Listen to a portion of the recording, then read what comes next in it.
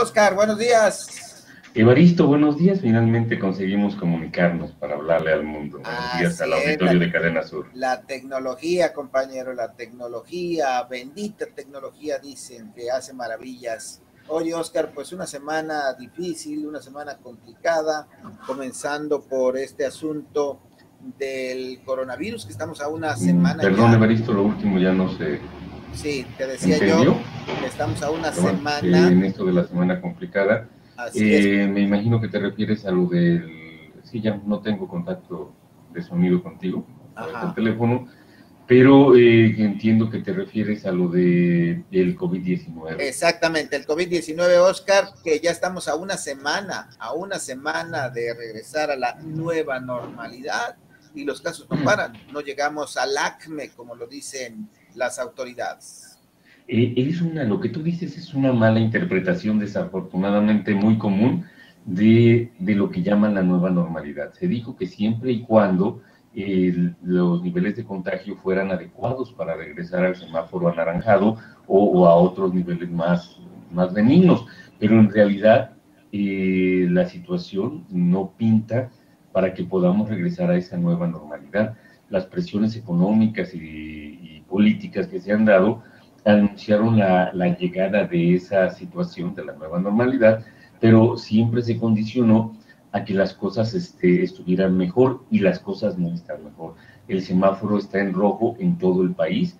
Durante varios días Zacatecas se resistía a entrar al semáforo rojo, pero finalmente la semana pasada cayó en esa situación, y eso no significa pues absolutamente nada bien. Sin embargo, la gente cree que ya estamos en la normalidad. En Morelos, muchísima gente, en lugares como Cuautla, como Cuernavaca, la gente volvió a hacer una vida normal al aire libre, y en 15 días veremos que van a incrementarse el caso de enfermos y desafortunadamente de fallecimientos.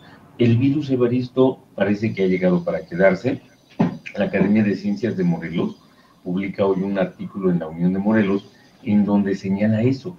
El virus ha llegado para quedarse, porque no, la humanidad, por ejemplo, a estas alturas, después de 40 años, no tiene una vacuna para virus como el del SIDA, por ejemplo. El virus de la influenza ni siquiera da una protección efectiva por más de un año. Cada año hay que vacunarse otra vez para seguir estando protegidos ante esta enfermedad. Entonces no hay evidencias de que pudiéramos tener pronto una vacuna. Desafortunadamente nos tenemos que acostumbrar. ¿Qué quiere decir esto? Que todas las personas que están en el rango de vulnerabilidad están en peligro de enfermarse y de morir si no se toman las precauciones. ¿Y cuáles son las precauciones?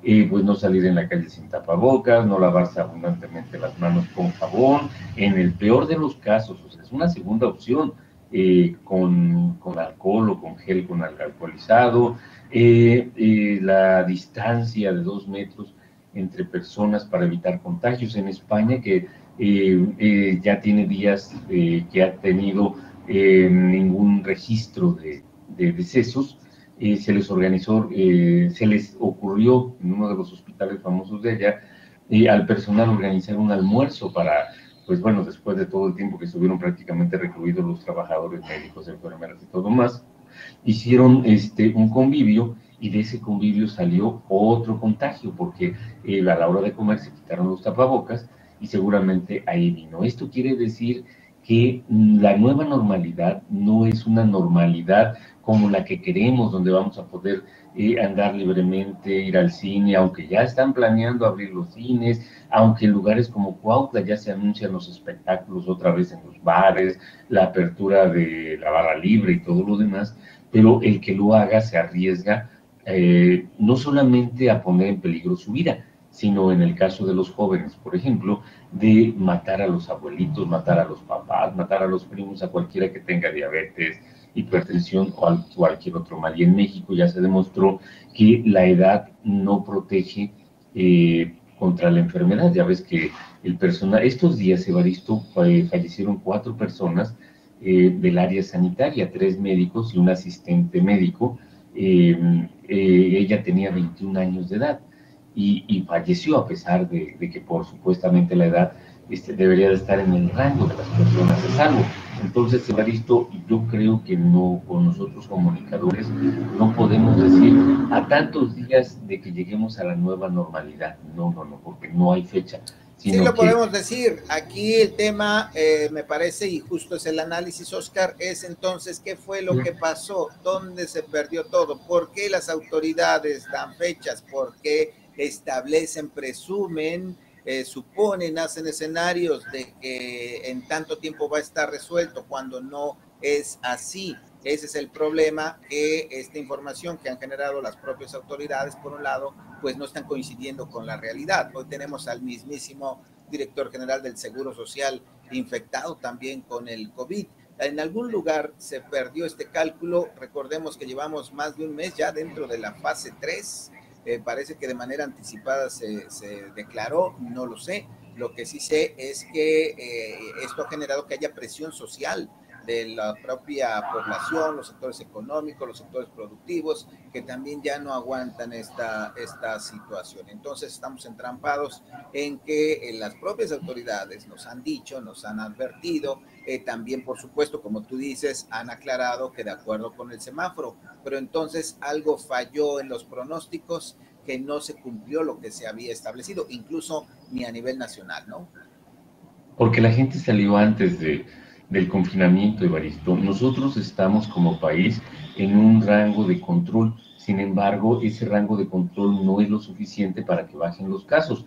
O sea, no se incrementan explosivamente, pero tampoco se están reduciendo porque el confinamiento se ha roto el 10 de mayo, el Día del Niño, todas esas cosas, y no falló.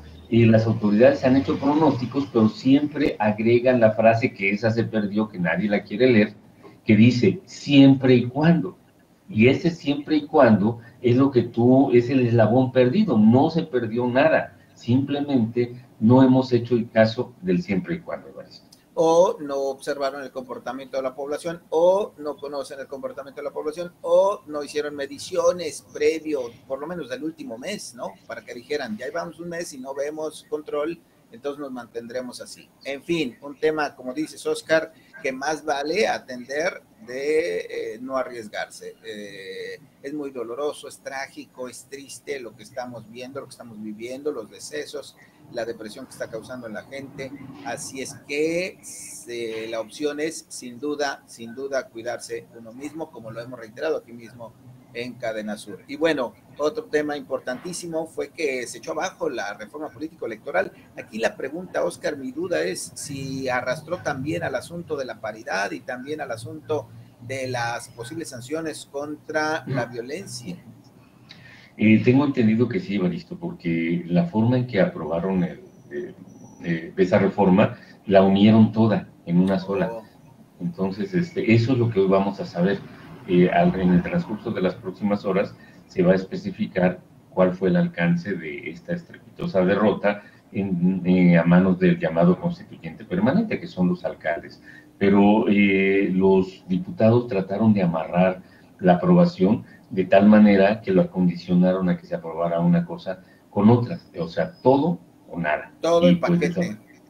exacto, mira, se dice que hubo incentivos para que conseguir el voto a favor y esos incentivos fueron una solicitud de endeudamiento que el Ejecutivo propuso desde hace como 5 meses para que tanto los ayuntamientos como el Poder Ejecutivo tuvieran aprobación para adquirir créditos que fueran pagables, o sea, la obligación era pagarlos antes de que se acabara la actual administración. Tanto el Poder Ejecutivo como los 33 de los 36 ayuntamientos iban a pedir ese dinero a cuenta de los fondos de un fondo que da recursos a los municipios, no recuerdo ahorita cómo se llama, y ese parece que era uno de los incentivos ocultos para que consiguieran la votación. Sin embargo, el trato que los diputados dieron a los alcaldes, ya ves que les anularon su ley de ingresos, no se las aprobaron, y les causaron una gran afectación patrimonial en enero. Entonces, desde allí venía el agravio, y a pesar de la posibilidad de endeudamiento, pues bueno, fueron 19 los alcaldes que decidieron cobrársela, y se la cobraron pues no con elegancia, pero sí con contundencia, porque tú sabes que esta reforma no iba a beneficiar absolutamente a nadie, excepto a los partidos que medran con los recursos del ayuntamiento, excepto al partido Encuentro Social, que iba a tener ciertas ventajas, pero a la población pues no nos tenía indiferentes. Pues, sin embargo, pues bueno, para ellos, para los promotores de esa reforma, sí era muy importante, y hoy vamos a saber hasta dónde llega el daño que le hicieron al Estado al haber puesto condiciones para que se aprobara una cosa y otra. Eso que dices es muy interesante. Este asunto me parece, podemos verlo desde diferentes ángulos. Uno de ellos es este, Oscar, que hablaban, hasta acá llegaron versiones de que había muchos millones para los ayuntamientos que la aprobaran y que tú ya has comentado. La otra cosa que podemos ver aquí es, y también lo has mencionado, es si fue un desquite de los ayuntamientos por lo que pasó al principio de año, que no les aprobaron sus leyes de ingresos. Y la otra cosa todavía más precisa sería qué pasó con los diputados que se animan, se atreven a hacer esta reforma sabiendo que tenía que pasar por los ayuntamientos, y dónde quedaron sus operadores políticos, con quienes cabildearon, con quienes contaban para poder confiar en que esto que les costó también varios días y mucho trabajo, al final quedara ahí tirado, congelado. Te puedo decir que con quien no contaban es con el que es actualmente el presidente del Consejo del IDEFON, el Instituto de Desarrollo y Fortalecimiento Municipal, que agrupa a todos los alcaldes, y actualmente es encabezado por el presidente municipal de Zacualpan de Amilpas, un municipio que, por cierto, es el único que no tiene ningún caso de COVID, por circunstancias que pueden ser del propio cuidado de la autoridad, pero también por su geografía. Pero bueno, más allá no contaban, nunca lo contemplaron en ese factor. Normalmente la afirmativa ficta es lo que permitía, o sea, por eso no se preocuparon los diputados, porque si en un determinado plazo un alcalde, una alcaldía, un cabildo no responde, se da por hecho en la afirmativa ficta que es un sí, y así se considera el voto. Así Graco aprobaba sus reformas constitucionales. Entonces apostaron con tranquilidad al mismo mecanismo, pero no contaron con que el actual presidente, del Consejo del IDEFON tiene mucha iniciativa, y no dejó que la afirmativa ficta se consumara, sino que motivó a todos los ayuntamientos que pudo para que hicieran la votación, pero en contra. O sea, pudo haberlo dejado allí, se olvida, pasa el tiempo, creo que son 6 días, y ya estaría aprobado. Esa era la apuesta. Pero sin embargo no contaron con ese tipo de activismo, por lo cual creyeron que no necesitaban operadores políticos más intensos de los que estuvieron utilizando. Pero por lo pronto, fíjate que fue un poquito triste ver a las 2 de la mañana, que fue la hora en que se aprobó esa votación en el Congreso, cómo les faltaba un voto. No sé si tuviste esa parte de la transmisión. Estaban contando, se dieron, antes de completar la votación, antes de que los integrantes de la mesa directiva, los que están en la parte de arriba en la tribuna, emitieran su voto, vieron que faltaba uno más o dos para que se aprobara la reforma. Entonces suspendieron sin trámites, sin protocolos, sin nada, y fueron a buscar esos 2 votos, que eran la diputada Keila Figueroa Evaristo, y la otra se me acaba de Elsa no sé qué, ambas de Morena, y trajeron de una forma humillante al Pleno a Keila. Keila fue la que entró, y la obligaron a votar con claridad, y con eso completaron los 13 votos, que no es una mayoría parlamentaria para tener quórum, son 14, pero con eso se aprobó la reforma. Que entiendo faltó un diputado, ¿no? Porque fueron 16, 13 a favor y 6 en contra, ¿no? Faltaron varios diputados, pero el detalle es de que la contabilización falta uno, 13 y 6 son 19. Sí, no recuerdo quién estuvo, pero te decía que dentro de lo pactado, lo que ya habían comprometido, les faltaba uno de esos comprometidos. Bueno, faltaban 2, Elsa no sé qué, y te digo, y Keila, y solamente encontraron a Keila en las oficinas, y la hicieron que entrara al salón de plenos de una forma que a mí se me hizo muy humillante. Vi en directo esa transmisión, y la hicieron que votara. Creo que lo dijo, hasta le pidieron 2 veces para que no hubiera ninguna duda que estaba a favor, y con eso consiguieron los 13 votos de aprobación. O sea, desde allí no se cuidaron las formas. Pero pues finalmente hoy vamos a saber el alcance de esos movimientos, o el alcance de esos fallidos movimientos. Exactamente, y una parte que también podemos comentar, Oscar, y ver es que desafortunadamente la labor de este Congreso pues ha sido pues muy difícil, complicada, con pocos éxitos. Esto tampoco les pasó, no se las aprobaron, han sesionado poco, tienen muchísimos pendientes. Algo que trabajaron mucho, que fue esta reforma, no era para beneficio general o social, sino para los partidos, pero también esta se les cae. Esto quiere decir pues que el Congreso, pues esto es un golpe que lo puede debilitar, ¿no? Sí, también hay otro detalle que me llamó mucho la atención, Evaristo. Ya ves que parte del bloqueo del Congreso era la oposición que Tania Valentina Rodríguez Ruiz logró construir con 7 votos, el de ella y 6 diputadas más, la del PRD, PSD, todos ellos. Ese grupo de 7 había estado bloqueando prácticamente todas las iniciativas, excepto las que ese grupo le convenía, como la aprobación del presupuesto del Estado, que no sé cómo fue la magia para convencerlas, pero el caso es que ese grupo en esta votación se mantuvo compacta, excepto por un caso, Tania Valentina Rodríguez Ruiz. Ella votó a favor de la reforma y todas sus compañeras de grupo, el grupo de los 7 o de las 6, como se llame, se mantuvieron unidas y no cambiaron su sentido del voto, no estuvieron a favor del grupo mayoritario. Sin embargo, Tania sí cambió porque pues obvio algún interés había por allí, y eso marca otro tipo de ruptura que va a cambiar la dinámica del Congreso en lo poquito que le queda para que actúen, porque tú sabes que pues bueno, ya viene el cambio, ¿cómo será? Ya van a dejar de ser actuantes porque ya estamos prácticamente en un tiempo electoral, aunque este va a comenzar formalmente en septiembre. Así es. Pues sí, muchas cosas se pueden decir de todo esto, particularmente del asunto político, Oscar, lo que refleja, los resultados, la composición, el cabildeo, la fuerza, la influencia de los partidos o de los propios diputados. Y bueno, hoy nos ha dejado ver pues que pues no hay quien tenga liderazgo, quien convenza, quien pueda ser quien lleve en este Congreso las riendas de todo este trabajo que está detenido desde hace mucho tiempo. En fin, ya por último, Oscar, un comentario breve de lo que sigue pasando en Atlacholoaya. No para la situación, los motines desde el año pasado que se han dado, no han encontrado la fórmula para tener en control ese penal.